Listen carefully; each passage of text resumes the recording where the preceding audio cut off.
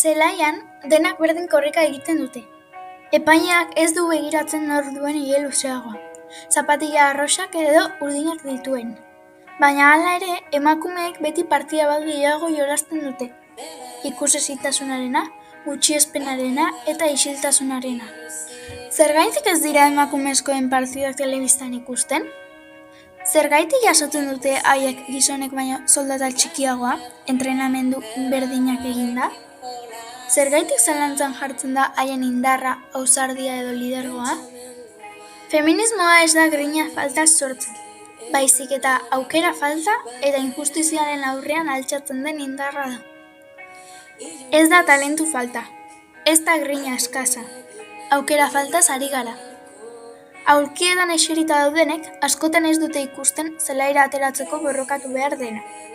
Beldur gabe esaten dugu. Ez gara gutxiago, ez gara makurrago, baina oraindik askatu behar gaituzte. Baina gauzak aldatzen ari dira. Emakume kirolariak altxatzen ari dira. Ez bakarrik garaikurran jasotzeko, baizik eta ahotsak entzungai bihurtzeko.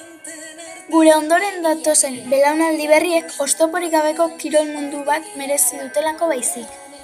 Ez gaude bakarrik, elkarrekin gaude, gure eskubideak defendatzen, gure historia eraikitzen, eta etorkizunaren bidea argitzen.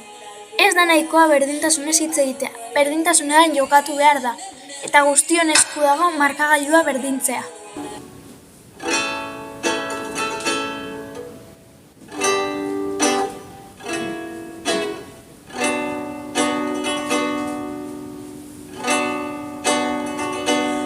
Dardarka zeruak, kale astatuak, dardarka epaile legedi estuak, emakumeak gaude ian ertzean garrasi batek,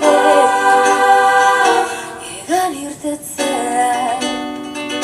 Aste bakoitzako, mundu bakoitza, hildako aizparen minaren oroitza, alaba emaztea manaiz neskando ezaztu izenan.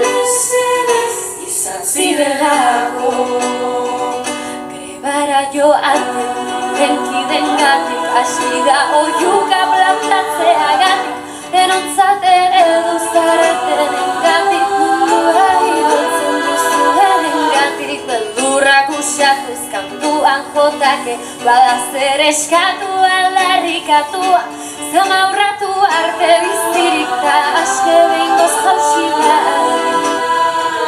Patriarkatua nari zu eman apurtu zeraiki